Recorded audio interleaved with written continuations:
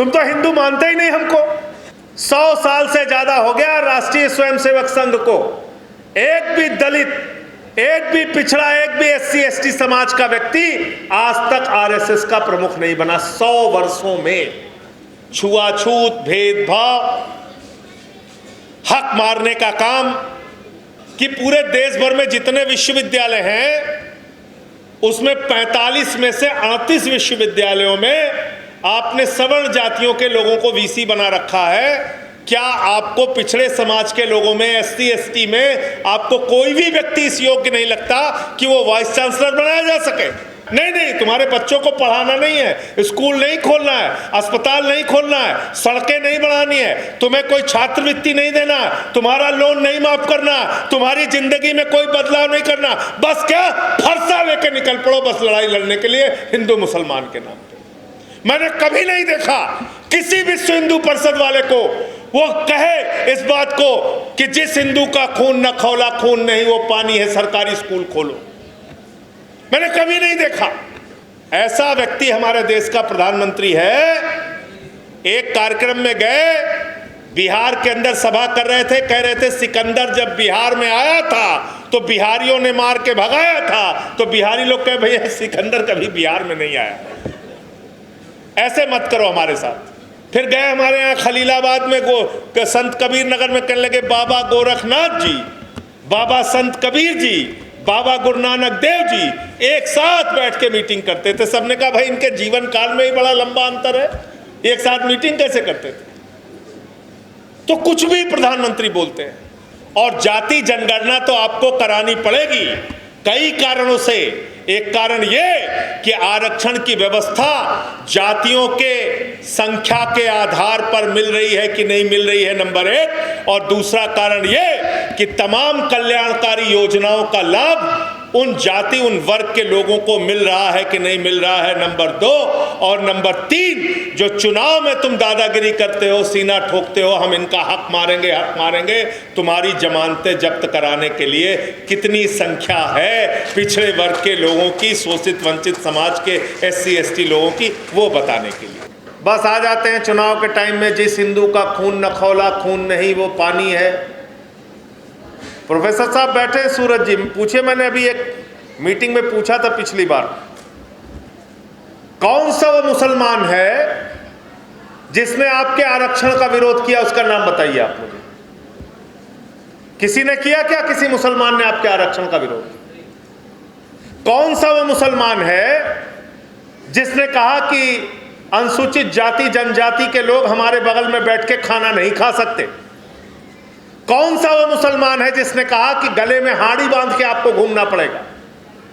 मैं तो उत्तर प्रदेश का रहने वाला हूं।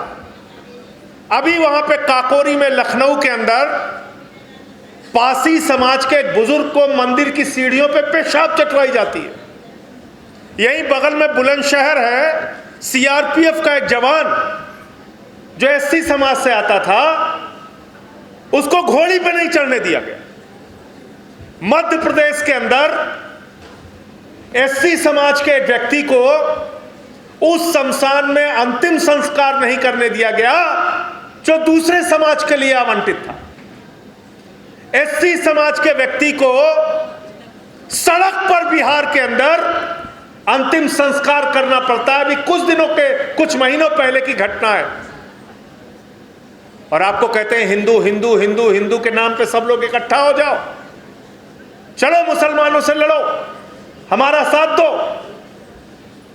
इससे आपका भला कतई होने वाला नहीं है। तो पहला काम आपको तो ये करना है कि इनकी नफरत की राजनीति को लात मार के पहला काम करना है, मेरा हक मुझको दो, हमारा हक मुझको दो, तब आगे तुमसे कोई बात करेंगे। तुम तो हिंदू मानते ही नहीं हमको। और जब मैं ये बात कहता हूं कि तुम हिंदू नहीं मानते हमको, तो इसका इतिहास है। और ये बात भी मैंने संसद के अंदर पूछी थी कि 100 साल से ज्यादा हो गए RSS को बने। याद रखिएगा इस बात को, 100 साल से ज्यादा हो गया राष्ट्रीय स्वयंसेवक संघ को। एक भी दलित, एक भी पिछड़ा, एक भी एससी एसटी समाज का व्यक्ति आज तक आरएसएस का प्रमुख नहीं बना। 100 वर्षों में, 100 वर्षों में। और भारतीय जनता पार्टी इतनी पुरानी पार्टी हो गई, इसके पहले जनसंघ था, इन्होंने एससी समाज के एक व्यक्ति को अपना राष्ट्रीय अध्यक्ष बनाया, कोई इनका एससी समाज का व्यक्ति राष्ट्रीय अध्यक्ष नहीं बना। लेकिन आप ऐसी पार्टियों के पीछे गुणगान करने में लगे हुए हैं जो हर दिन संविधान की धज्जियां उड़ाने का काम करते हैं, जो हर दिन आपके हक को मारने का काम करते हैं। अभी आपने देखा होगा पूरे देश के अंदर एससी, एसटी, ओबीसी और सवर्णों के बीच में झगड़ा कराया, पूरे देश में प्रायोजित झगड़ा था ये मान के चलिए जानबूझकर इन्होंने कराया ये। और हम तो बाबा साहब डॉक्टर भीमराव अंबेडकर, डॉक्टर राम मनोहर लोहिया जी को मानने वाले लोग हैं। समाजवादी लोग तो नारा लगाते थे आंदोलनों में, हम लोगों ने रघु ठाकुर जी के साथ नारा लगाया, सोशलिस्टों ने बांधी गांठ पिछड़े पावे 100 में 60, ये नारा होता था।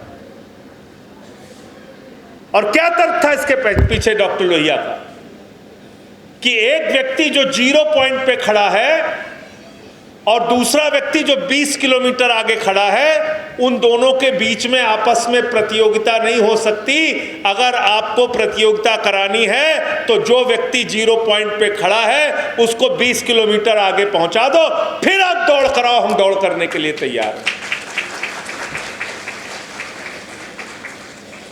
लेकिन वो काम आप नहीं करते।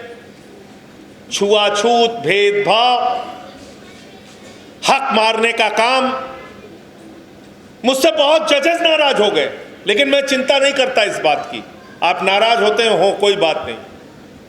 मैंने एक बार संसद में सवाल पूछ लिया कि जरा आप बताइए कितने जजेस हैं हिंदुस्तान के अंदर जो एससी, एसटी, ओबीसी से आते हैं। गला सूख गया सरकार का, हकलाने लगे, आवाज ही नहीं निकल रही थी। मैंने कहा भैया बताओ ना कितने आते हैं हाई कोर्ट और सुप्रीम कोर्ट में जजेस एसटी, एसटी, ओबीसी के। फिर मैंने एक बार पूछा कि पूरे देश भर में जितने विश्वविद्यालय हैं उसमें 45 में से 38 विश्वविद्यालयों में आपने सवर्ण जातियों के लोगों को वीसी बना रखा है। क्या आपको पिछड़े समाज के लोगों में, एससी, एसटी में आपको कोई भी व्यक्ति इस योग्य नहीं लगता कि वो वाइस चांसलर बनाया जा सके? फिर उनका गला सूख गया। फिर मैंने उनसे पूछा कि असिस्टेंट प्रोफेसर के लेवल पे, प्रोफेसर की नियुक्ति पे आप तमाम जो भर्तियां करते हैं उसमें 80% हक मारे बैठे हुए हैं आरक्षण का, तो आप बताइए क्या उनको उस समाज से आपको योग्य लोग नहीं मिलते? फिर गला सूख गया।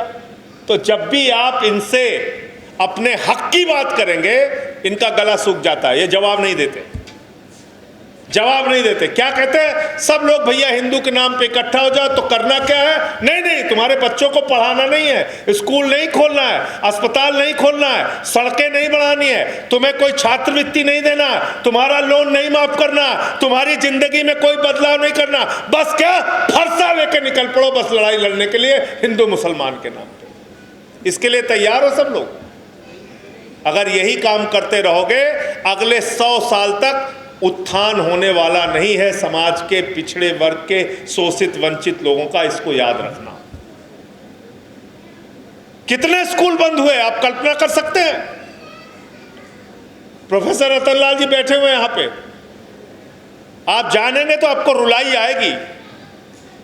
जब से प्रधानमंत्री नरेंद्र मोदी जी की सरकार बनी है पूरे हिंदुस्तान के अंदर 1 लाख सरकारी स्कूल बंद हुए। 1 लाख सरकारी स्कूल। कौन पढ़ता है उन सरकारी स्कूलों में? किसके बच्चे पढ़ते हैं उन सरकारी स्कूलों में? 1 लाख सरकारी स्कूल देश भर में बंद हुआ। मैंने कभी नहीं देखा किसी विश्व हिंदू परिषद वाले को वो कहे इस बात को कि जिस हिंदू का खून न खौला खून नहीं वो पानी है, सरकारी स्कूल खोलो। मैंने कभी नहीं देखा। पीएचसी में जहां आपके लोगों का इलाज होता है, सरकारी अस्पताल में जहां आपके लोगों का इलाज होता है, जहां न्यूनतम दामों पे आपको स्वास्थ्य की सुविधाएं मिलनी चाहिए, वो अस्पताल बंद हो रहे हैं, जर्जर हो रहे हैं। कभी किसी हिंदू का खून नहीं खोलता, कभी नहीं कहते कि भाई इनका आरक्षण का हक मारा जा रहा है, इनके बच्चे स्कूल में पढ़ कैसे पाएंगे, उनको तो मिड डे मील की सुविधा कहां मिलेगी प्राइवेट स्कूलों में, आप सरकारी स्कूल क्यों बंद कर रहे हैं। कभी किसी हिंदू का खून खोलते मैंने नहीं देखा कि आरएसएस वाले, विश्व हिंदू परिषद वाले, बजरंग दल वाले निकल रहे हैं और कह रहे हो कि नहीं नहीं साहब मोदी जी हम आपको सरकारी स्कूल बंद नहीं करने देंगे, योगी जी हम सरकारी स्कूल बंद नहीं करने देंगे। कभी देखा आपने? नहीं। किस बात पे लड़वाएंगे आपको? अरे भैया ये होटल किसके नाम से है, ये बाबा रेडीमेड की दुकान किसके नाम पे है, ये कैसे आपने इसमें हिंदू नाम लिख लिया, इसके ऊपर लड़ाई लड़ेंगे, इसके ऊपर झगड़े कराएंगे। एक आदमी दीपक कुमार, उसका गुनाह क्या, उसने एक मुसलमान बुजुर्ग की जान बचाई, ये बेचारा उसका, ये उस बेचारे का गुनाह हो गया। मोहम्मद दीपक कुमार का, उसने जान बचाई एक बुजुर्ग की। क्या एक बुजुर्ग की जान बचाना अपराध है? उसने कोई गुनाह कर दिया, उसकी जान के पीछे पड़े हुए, मुकदमे पे मुकदमा, एफआईआर पे एफआईआर, उसके जिम के ऊपर हमला। कहां हम लेके जा रहे हैं समाज को? हमारे अंदर की वैज्ञानिक सोच मार दे रहे हैं प्रधानमंत्री जी। कभी खड़े होके कुछ, कभी खड़े होके कुछ, ऊट पटांग सब बोलते रहते हैं, कहते नाली के गैस से चाय बना लो। ऐसा व्यक्ति हमारे देश का प्रधानमंत्री है। एक कार्यक्रम में गए, बिहार के अंदर सभा कर रहे थे, कह रहे थे सिकंदर जब बिहार में आया था तो बिहारियों ने मार के भगाया था, तो बिहारी लोग कहे भैया सिकंदर कभी बिहार में नहीं आया। ऐसे मत करो हमारे साथ, ऐसे मत करो। फिर गए हमारे यहाँ खलीलाबाद में संत कबीर नगर में कहने लगे बाबा गोरखनाथ जी, बाबा संत कबीर जी, बाबा गुरु नानक देव जी एक साथ बैठ के मीटिंग करते थे। सबने कहा भाई इनके जीवन काल में ही बड़ा लंबा अंतर है, एक साथ मीटिंग कैसे करते थे? तो कुछ भी प्रधानमंत्री बोलते हैं, कुछ भी बोलते हैं।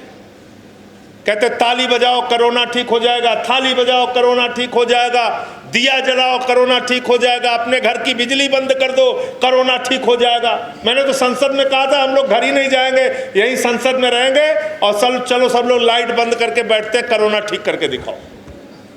तो आपकी वैज्ञानिक सोच को मारा जा रहा है, सोचने समझने की शक्ति को मारा जा रहा है।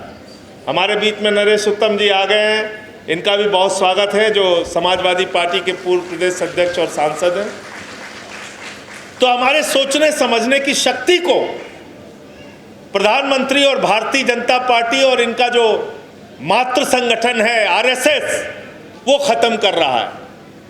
इसलिए जो नारा कांसीराम जी ने दिया था, जो नारा डॉक्टर राम मनोहर लोहिया जी ने दिया था, जो नारा मधुलिमे जी ने दिया था, जिसकी जितनी संख्या भारी उसकी उतनी हिस्सेदारी। इस पे आना पड़ेगा, इस पे आना पड़ेगा। और जाति जनगणना तो आपको करानी पड़ेगी कई कारणों से। एक कारण ये कि आरक्षण की व्यवस्था जातियों के संख्या के आधार पर मिल रही है कि नहीं मिल रही है, नंबर एक। और दूसरा कारण ये कि तमाम कल्याणकारी योजनाओं का लाभ उन जाति, उन वर्ग के लोगों को मिल रहा है कि नहीं मिल रहा है, नंबर दो। और नंबर तीन, जो चुनाव में तुम दादागिरी करते हो, सीना ठोकते हो, हम इनका हक मारेंगे, हक मारेंगे, तुम्हारी जमानतें जब्त कराने के लिए कितनी संख्या है पिछड़े वर्ग के लोगों की, शोषित वंचित समाज के एससी एसटी लोगों की, वो बताने के लिए। कहते साहब हम जाति जनगणना नहीं कराएं। अभी हमारे यहाँ दिल्ली में आपने देखा होगा कुत्तों को लेके बहुत बवाल हुआ था कि नहीं हुआ था? डीएन सिंह जी, हुआ था ना? कर्मचारियों से क्या बोले, क्या बोले? अब आप लोग गली में घूम घूम के पढ़ाई छोड़ के सारे टीचर कुत्ता गिनेंगे। बोले थे कि नहीं बोले थे? बोले थे कि नहीं बोले थे? कुत्ता गिनेंगे। लेकिन इंसानों की गिनती नहीं होनी चाहिए। हम इस बात का विरोध करते हैं, इंसानों की गिनती करो, हमको बताओ हम कहां पर खड़े हैं और उसके आधार पे हमारा हक हमको दो। ये बात बार बार हम लोगों को बोलनी पड़ेगी। और जैसा प्रोफेसर साहब ने, सूरज जी ने कहा, आपका जो भी आंदोलन पहले भी हुआ है उसमें भी आपके साथ खड़ा था, संसद के अंदर भी आपके साथ खड़ा रहता हूं, सड़क पर भी जो लड़ाई आप बनाएंगे उस लड़ाई में कंधे से कंधा मिलाकर आपके साथ खड़ा रहूंगा। एक ही बात का, एक छोटी सी बात जो आपसे किसी कारण से चूक रह गई है, और राकेश यहाँ पर है इसलिए विशेष तौर से मैं कहना चाहूँगा, इस पूरी तस्वीर में डॉक्टर राम मनोहर लोहिया जी की तस्वीर नहीं है। ये गलती है तो इसका आगे से ध्यान रखिएगा। कोहली साहब भी हैं, उन्होंने समाज के शोषित वंचित वर्ग के लिए जीवन भर मरते दम तक लड़ाई लड़ने का काम किया, तो इसलिए नहीं, वो ठीक है, लेकिन उनकी भी तस्वीर यहाँ होनी चाहिए थी। ये मेरी एक छोटी सी शिकायत है, विनम्र शिकायत है। कोई, मैं समझता हूँ कोई चूक रह गई होगी, इसका आगे ध्यान रखिएगा। बहुत बहुत शुक्रिया, बहुत बहुत धन्यवाद।